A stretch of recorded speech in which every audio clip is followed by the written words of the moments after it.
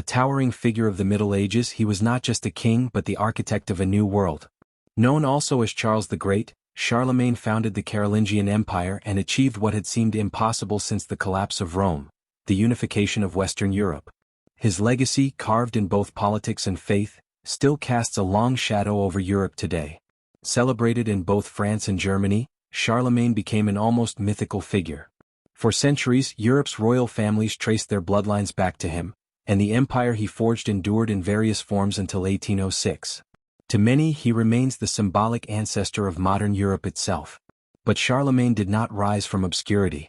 His destiny was born of power. Born to power. In the 740s AD, Carolus, later known as Charlemagne, was born into a dynasty already shaping the fate of Europe.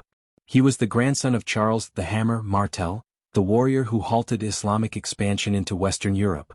Martel's son, Pepin the Short, secured papal blessing to become the first true king of the Carolingian dynasty.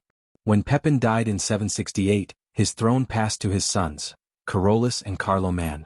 In Frankish tradition, kingdoms were divided among heirs, a custom that often bred rivalry and bloodshed. Carolus and Carloman were no exception. Tension simmered, restrained only by their mother, Bertrada. Yet fate intervened. In 771, Carloman died suddenly, and with him vanished the threat of civil war. Overnight, Carolus stood alone as ruler of the Frankish kingdom, his power sanctioned by the Pope himself. This sudden twist of fortune transformed him into one of the most formidable figures of his age. The crown and the cross. The strength of the Carolingians rested not only on the sword, but on divine favor. The Pope had raised Pepin from a mere mayor to king, binding the dynasty to the church. Charlemagne inherited this sacred alliance, and through it he wielded power both earthly and spiritual. It was this bond, with Rome, with God and with destiny, that would define his reign and earn him the immortal title, Charlemagne, the Father of Europe. In 772, just as Charlemagne consolidated his fragile kingship, destiny called him across the Alps. Pope Adrian I faced a ruthless assault from the northern Lombards. The young king, already hailed as a protector of Christendom, marched his armies into Italy. He crushed the Lombards in open battle, besieged their capital at Pavia for 2 relentless years, and emerged triumphant. The victory echoed through time. 1,000 years later, Napoleon Bonaparte would compare himself to Charlemagne, retracing his path across the Alps. In Jacques-Louis David's famous painting, Napoleon's horse rears on the mountain road, with the name Carolus Magnus, Latin for Charlemagne, carved into the rock below. Charlemagne crowned himself with the Iron Crown of Lombardy, and now ruled not only France, Germany and the Low Countries, but also Italy itself. The warrior king. If there was ever a king forged in battle, it was Charlemagne.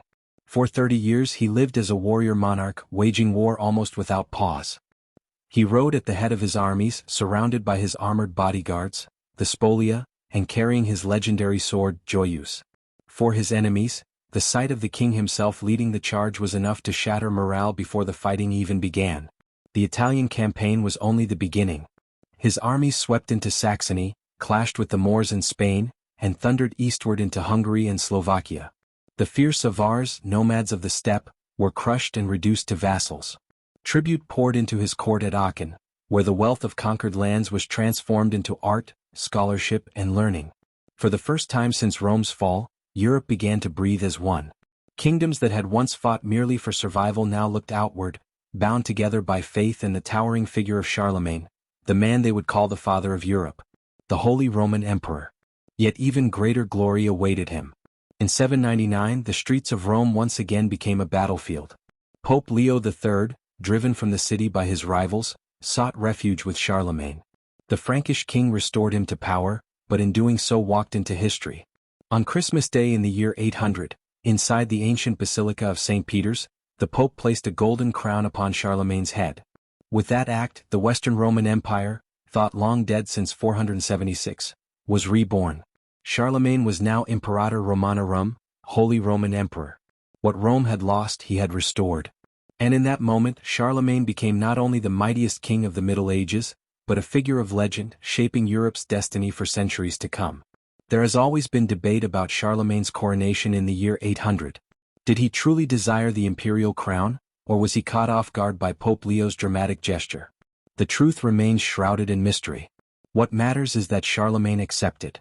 With the title of emperor, he placed himself in direct succession to the rulers of Rome, an heir to Augustus, Constantine, and centuries of imperial power. For the final 14 years of his reign, it seemed as if the golden age of the Roman Empire had returned. His authority stretched from the Pyrenees to the Danube, from the North Sea to the heart of Italy, binding kingdoms, faith, and culture into a single vision of Europe. Death and legacy.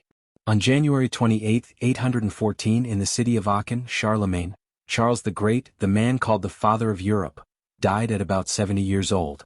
He was laid to rest in his capital, leaving behind not just a kingdom but a myth. The Holy Roman Empire he founded endured for centuries.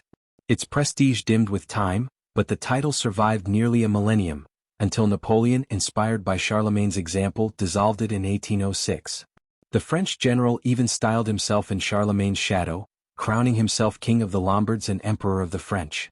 Yet Charlemagne's true legacy was far greater than thrones and titles. His empire ignited the process by which a small, divided corner of Eurasia, Europe, would rise to dominate the world. By uniting faith, learning, and power, he gave Europe a vision of what it could become. That is why, more than 1,000 years later, Charlemagne is still remembered not only as a king or an emperor, but as the father of Europe. If you enjoyed this journey into the mysterious life of Charlemagne, make sure to subscribe to History Love, your go-to YouTube channel for exploring the fascinating stories of the past.